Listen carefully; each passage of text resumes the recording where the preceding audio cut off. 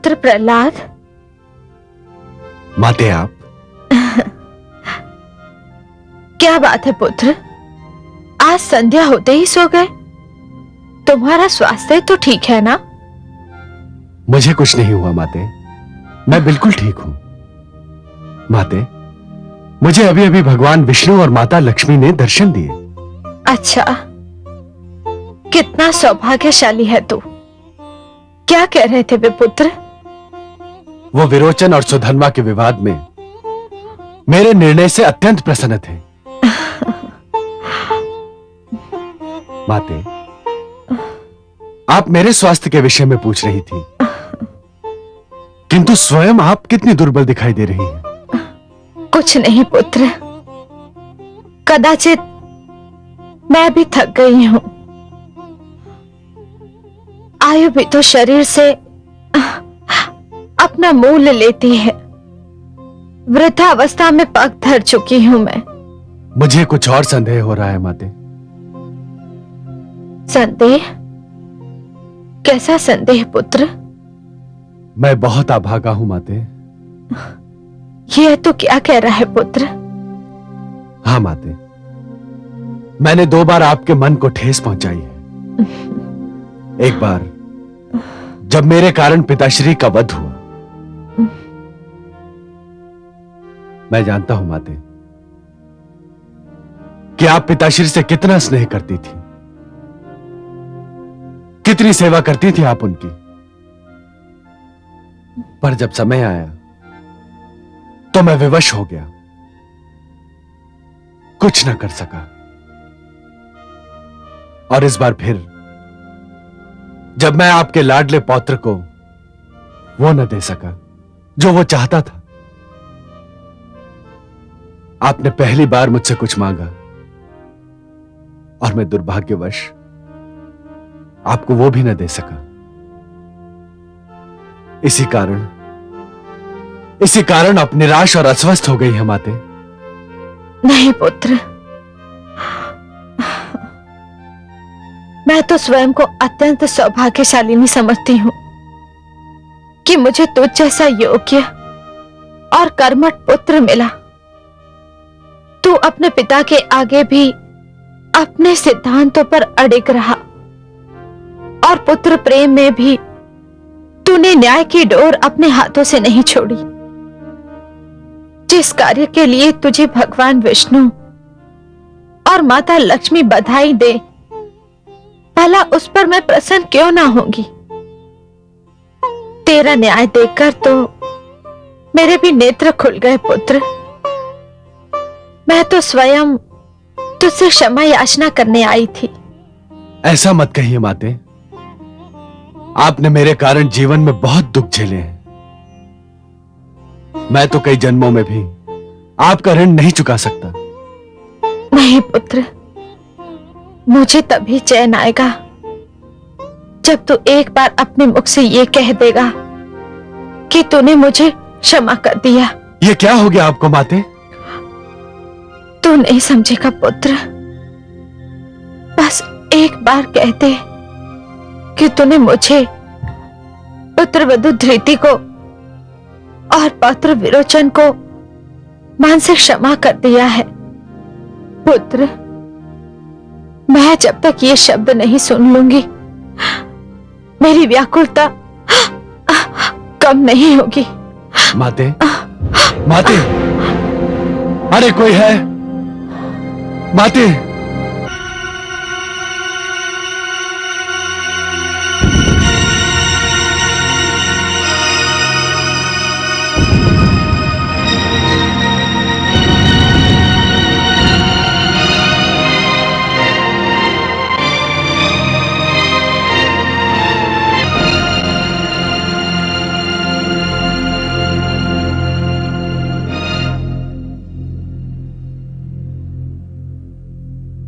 शिष्य विरोचन, उधर क्या देख रहे हो? जिधर सूर्य अस्त हो चुका है, उस दिशा की ओर देखो जिधर से नया सूर्य निकलने वाला है। डूबता सूर्य हमारे किस काम का? गुरुदेव, मैं उस ओर इसलिए देख रहा था जिस प्रकार आकाश का सूर्य अस्त हो चुका है, उसी प्रकार मेरे सौभाग्य का सूर्य भी अस्त हो चुका है। यदि एक कन्या के न मिलने से असुरलोक के महान युवराज के सौभाग्य का सूर्य अस्त हो सकता है,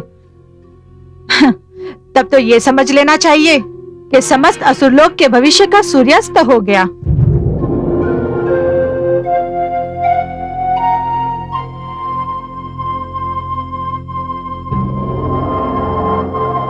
क्या एक कन्या को पाने की इच्छा में इतना ताप था कि उसने एक युवराज के समस्त उत्तरदायित्व, एक भावी सम्राट के समस्त कर्तव्य मोम की भांति पिघला दिए?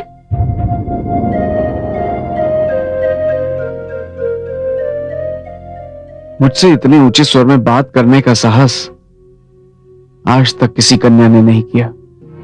और मैंने जिस युवराज को आदर्श माना था, उसके साहस का स्वर इतना नीचा भी हो सकता है?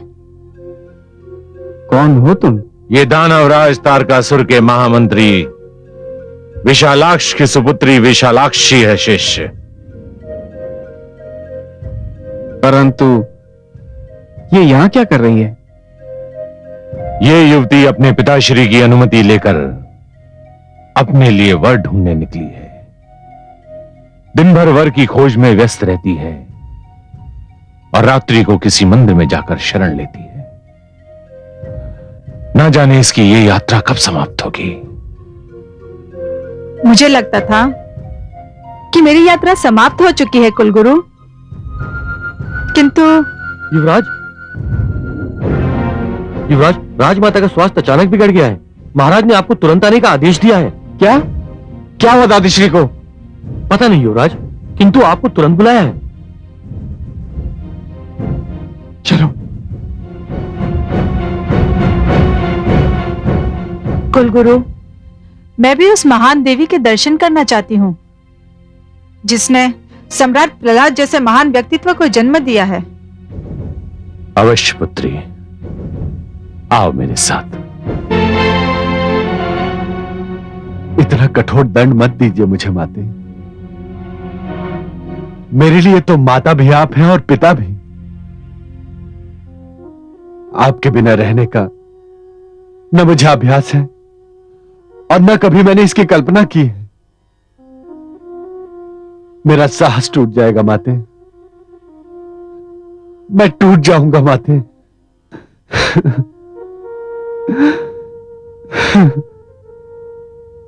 पुत्र प्रहलाद, उस मां से अधिक सौभाग्यशाली कौन होगा जिसे अपनी अंतिम यात्रा के लिए अपने पुत्र के सशक्त कंधे मिल जाए।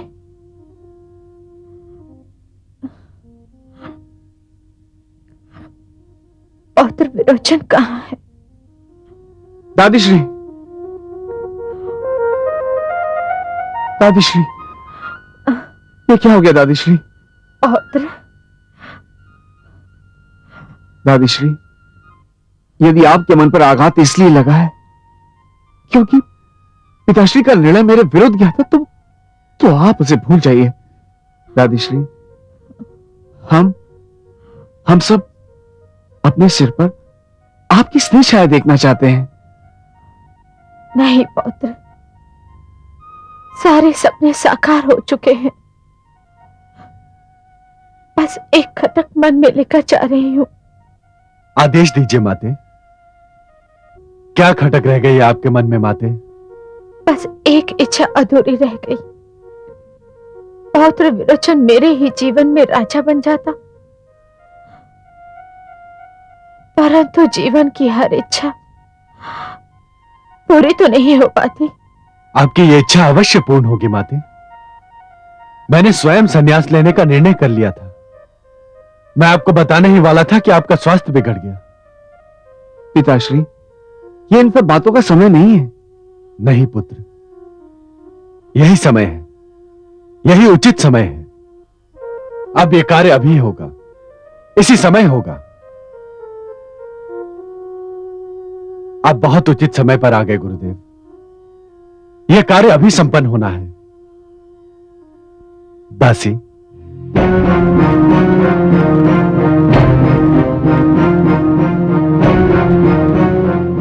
गुरुदेव, विरोचन का राज्याभिषेक कीजिए। पुत्र विरोचन,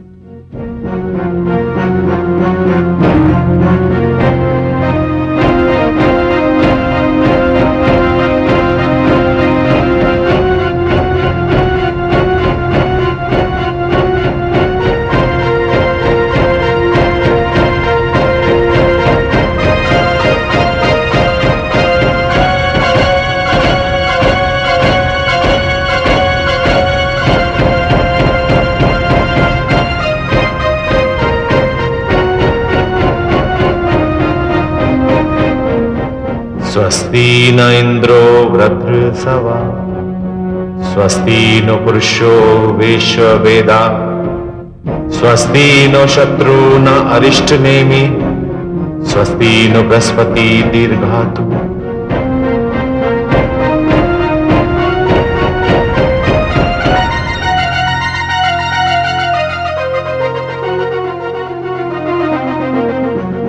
आयुष्मान भव।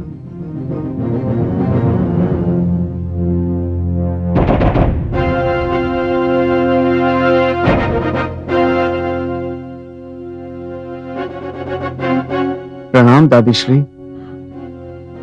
यशस्वी हो पौत्र। मुझे एक वचन दे पौत्र। आदेश दीजिए।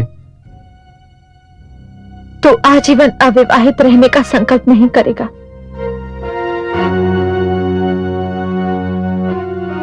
विवाह अवश्य करेगा पौत्र। हमारा वंश चलाएगा।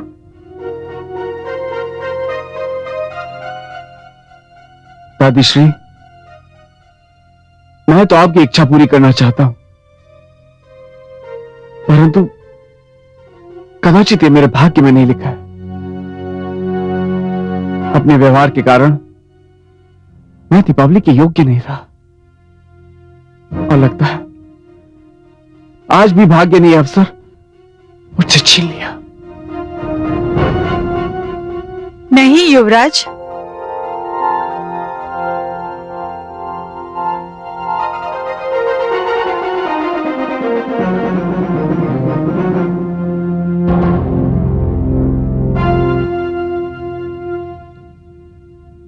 तुम कौन हो पुत्री? मैं दानवराज तारकासुर के महामंत्री विशालाक्ष की पुत्री विशालाक्षी हूं। हे महादेवी, मैं अपने लिए वर ढूंढने निकली थी। मैंने युवराज विरोचन को देखा तो मुझे लगा कि मुझे और भटकना नहीं पड़ेगा। मैं आपसे निवेदन करती हूं कि यदि आप मुझे युवराज के योग्य समझें तो मैं उनसे विवाह के लिए तैयार हूं। परंतु मेरे पास इतना समय नहीं है पुत्री। यदि आप अनुमति दें तो मैं अभी इसी समय युवराज से गंधर्व विवाह कर सकती हूं। चुक चुक जियो पुत्री। तुमने मेरी अंतिम यात्रा सरल कर दी। मेरी सारी इच्छाएं पूरी हो गई। हे गुरुदेव, इस मंगल कार्य को अभी कर दीजिए। अब मेरे पास अधिक समय नहीं है। पुत्र विरोचन,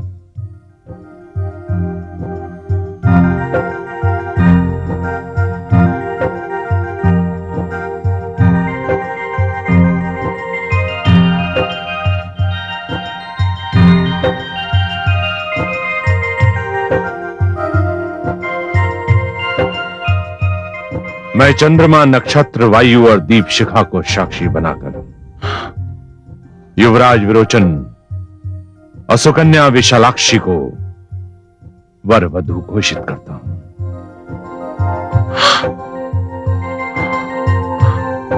पुत्र प्रहलाद। दादीश्री, माताश्री, दादीश्री, माताश्री।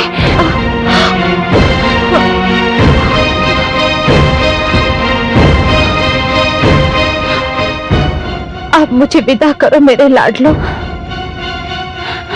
मैं इस संसार से संतुष्ट और सुखी होकर जा रही हूं। तुम में से कोई भी यदि मेरी मृत्यु पर रोया तो मेरी आत्मा को दुख देगा। ये बहुत भाग्यशाली दिन था। आज मेरे मन की सारी इच्छाएं पूरी हो गई। मैं अपने कुल को मंगलमय वातावरण में छोड़कर जा रही हूं और मुझे अपने जाने का कोई दुख नहीं।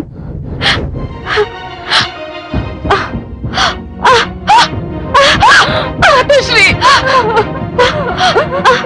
दादीश्री,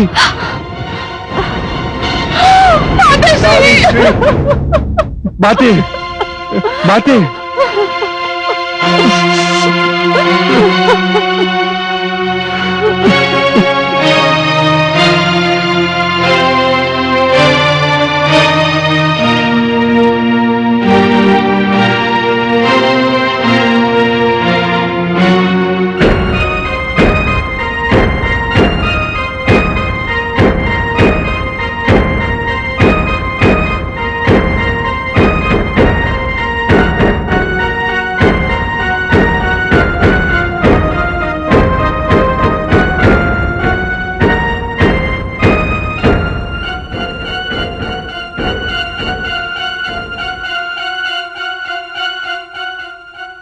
यशस्वी भव।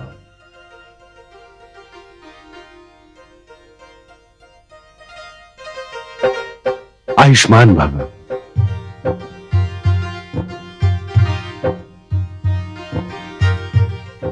सुखी रहो। तेजस्वी भव पुत्र। आओ।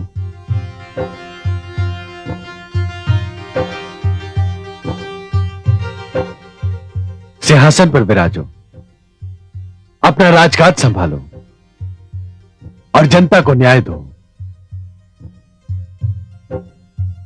पिताश्री, मैं आपसे अब भी यही विनती करता हूं कि आप अपना निर्णय बदल दें। असुरलोक को आपकी आवश्यकता है, मुझे आपकी आवश्यकता है और प्रजा भी यही चाहती है। पिताश्री, आपके होते हुए मैं स्वयं को इस सिंहासन के योग्य नहीं समझता। योग्यता तब तक सिद्ध नहीं की जा सकती जब तक उत्तरदायित्व की चुनौती स्वीकार न की जाए। पुत्र, हर पीढ़ी का कर्तव्य है कि वे नई पीढ़ी को आगे आने और अपनी योग्यता दिखाने का अवसर दे।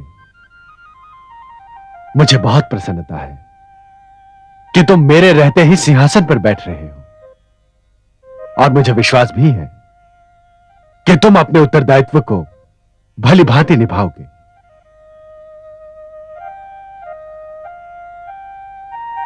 हे सामंतगणों, हे असुरलोक के वासियों, मैंने यथाशक्ति आप सबकी सेवा की है और आप सबको न्याय देने का प्रयत्न किया है। मुझे आशा ही नहीं विश्वास है कि आप सब मेरे पुत्र को भी वही सहयोग देंगे जो आपने मुझे दिया। अब मुझे अनुमति दीजिए और मुझे विदा कीजिए।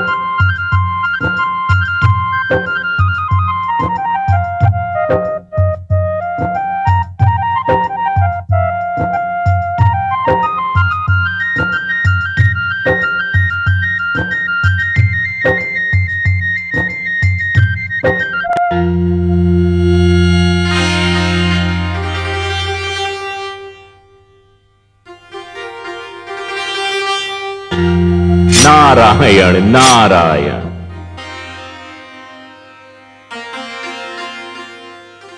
आज बड़ी प्रसन्न दिखाई दे रही हैं माते। हाँ देवर्षि, मेरा पुत्र प्रहलाद कितना महान है। ऐसे महान भक्त और महान त्यागी को सारा संसार कभी भी भुला न पाएगा। जो उसने आज किया वो सदा के लिए एक उदाहरण बनकर रह जाएगा। आपका संकेत किस महानता की ओर है माते? देवर्षि, सत्ता और सिंहासन कौन छोड़ता है? पुत्र हर पल ये आस लगाए रखता है कि उसके पिता का अंत हो जाए और सत्ता उसके हाथ आ जाए, और पिता हर पल पुत्र की ओर संदेह से देखता है कि कहीं उसका पुत्र उससे उसकी सत्ता छीन न ले। किंतु मेरे पुत्र प्रहलाद ने स्वयं अपने सिर से मुकुट उतारकर अपने पुत्र को सत्तारूढ़ किया है। मेरा पुत्र चाहता तो कई वर्ष तक राज कर सकता था। उसकी भुजाओं में बल था, उसकी विचार शक्ति तब भी प्रबल थी, और उसकी प्रजा तब भी उस पर अपने प्राण न्यौछावर करती थी। फिर भी उसे राज्य का मोह नहीं था। ये भक्ति का प्रभाव था, विवेक का प्रमाण था माते।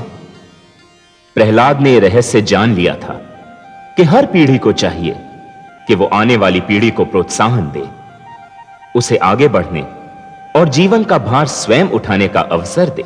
मेरे पुत्र का जीवन तो तप और त्याग का एक जीता जागता उदाहरण है। असत्य पर सत्य की विजय की कथा तो उसी से आरंभ होती है और उसी पर उसका अंत होता है। कहीं तो मैं आपसे सहमत नहीं हूं माते। क्यों देवर्षि, आप मुझसे सहमत क्यों नहीं? मैंने कोई अनुचित बात तो नहीं कही। अनुचित बात तो नहीं कही आपने माते, किंतु भावुकता से परिपूर्ण बात अवश्य कह दी। मैं समझी नहीं देवर्षि। इसे भले ही कोई विडंबना कहे, किंतु ब्रह्मांड में सत्य और असत्य, धर्म और अधर्म, इनका जन्म तो एक साथ ही हुआ है, और इनका अंत भी तभी होगा माते जब पूरे ब्रह्मांड का अंत हो जाएगा। और जब तक ब्रह्मांड का अंत नहीं होता तब तक सत्य और असत्य, धर्म और अधर्म, इनका संघर्ष तो चलता ही रहेगा माते। यदि ऐसा न हो तो महानता और हीनता की परीक्षा कैसे हो? माते, सत्य तो यह है कि यदि असत्य न हो तो सत्य की महानता का ज्ञान कैसे हो? अधर्म न हो तो धर्म की पवित्रता का पता कैसे चले? ये युद्ध तो सदा से चलता रहा है माते, और चलता ही रहेगा। तो क्या असत्य कभी सत्य से नहीं हारेगा? हारेगा माते, अवश्य हारेगा। जब भी असत्य और सत्य के बीच युद्ध होगा, असत्य ही हारेगा, किंतु वह अपनी हार कभी मानेगा नहीं।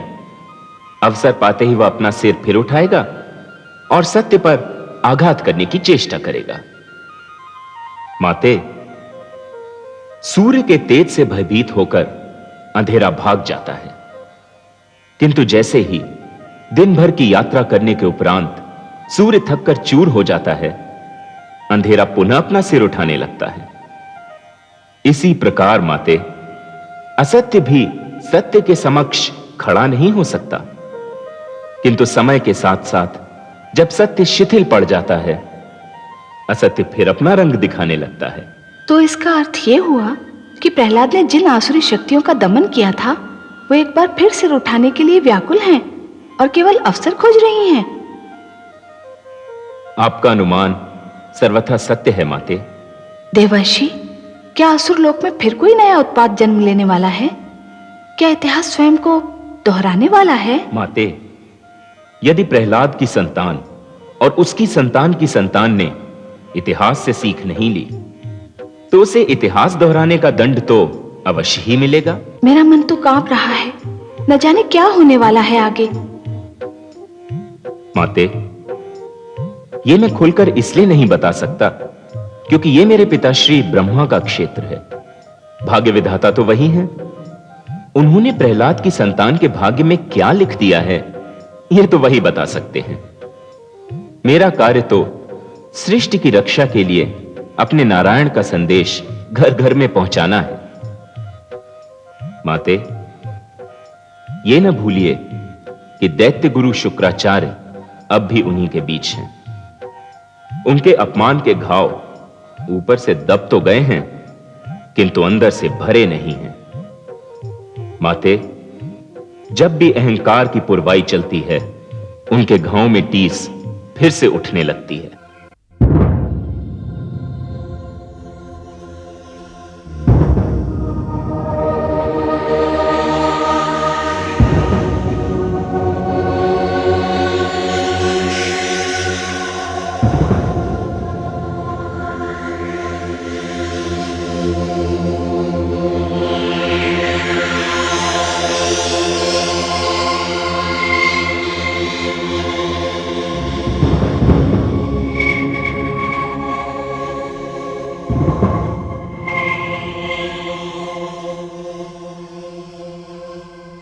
पुत्र,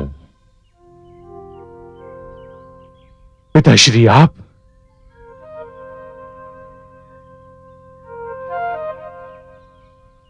मैं आपके दर्शन से धन्य हो गया पिताश्री। विश्वास कीजिए, कई दिनों से इच्छा हो रही थी कि मैं स्वयं चलकर आपके चरणों में शीश नवाऊं, परंतु अवसर नहीं मिला, यही ना?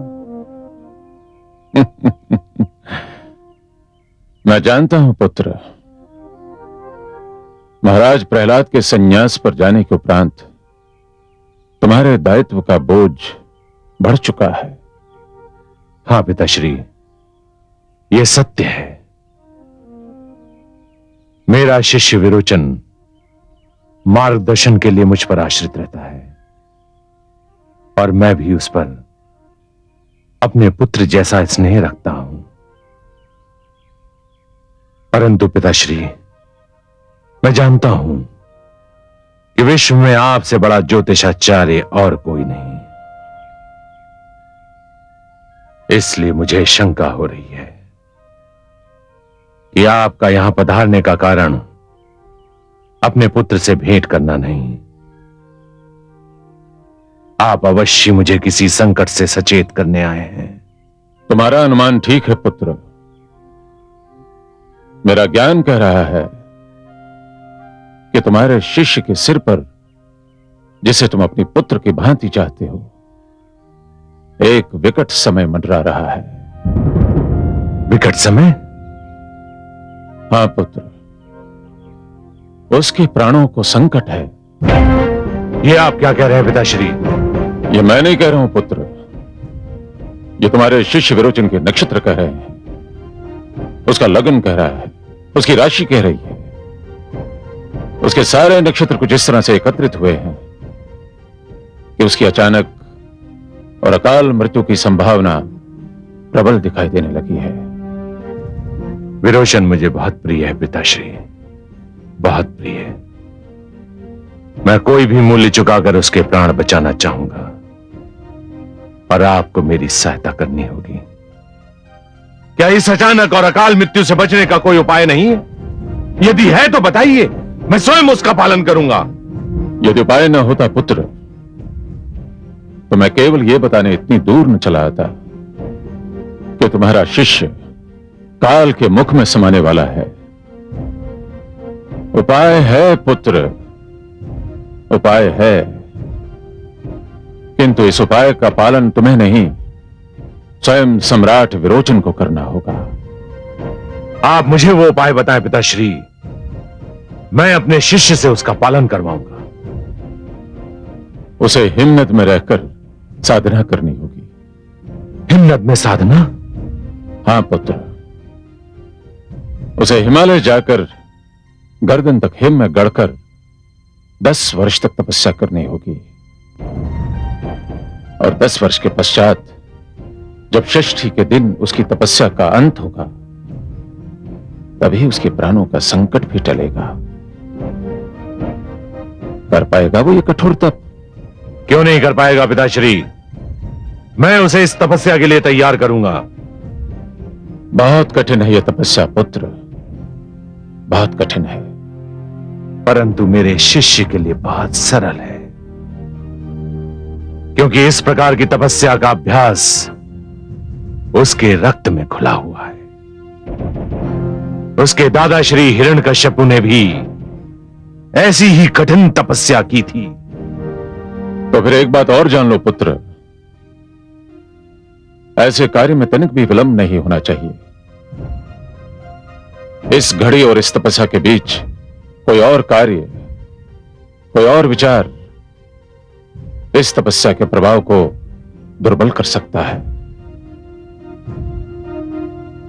मैं इसी क्षण शिष्य विरोचन के पास जाता हूं।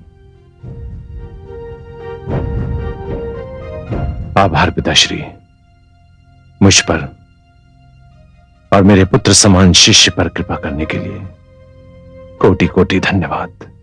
मैं तुम्हें और तुम्हारे शिष्य को दीर्घायु होने का आशीर्वाद देता हूं, परंतु तुम्हें उसे अभी हिमालय भेजना होगा। जो आज्ञा पिताश्री।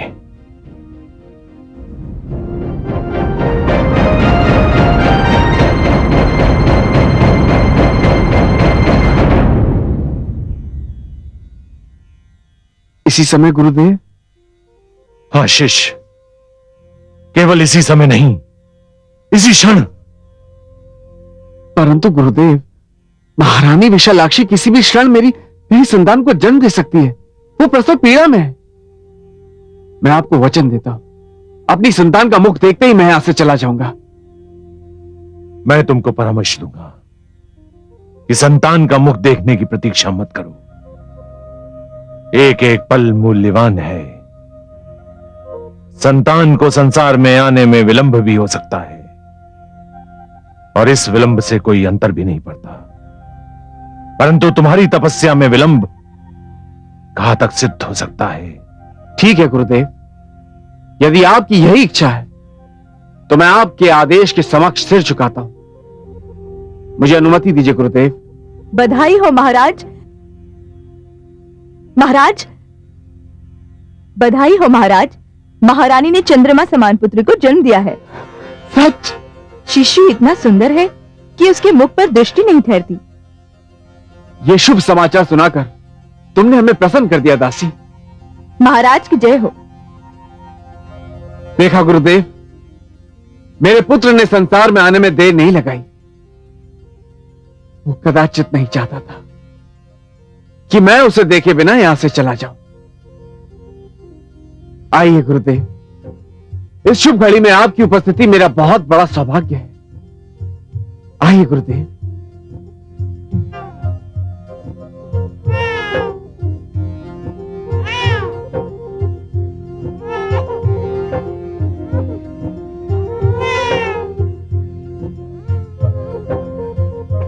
महारानी, महाराज और कुलगुरु पधार रहे हैं।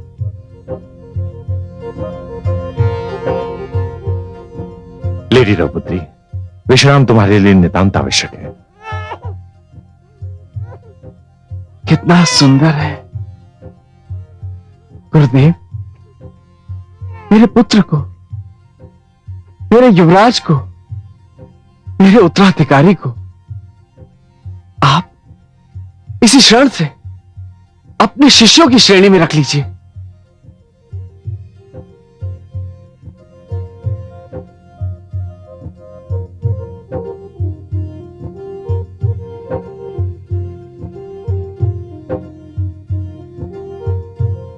मैं इसका गुरु बनना स्वीकार करता हूं। तो फिर अपने नवजात शिष्य को कोई सुंदर सा नाम भी दे दीजिए गुरुदेव। इसका नाम तो मैंने इसके जन्म लेने से पहले ही सोच लिया था।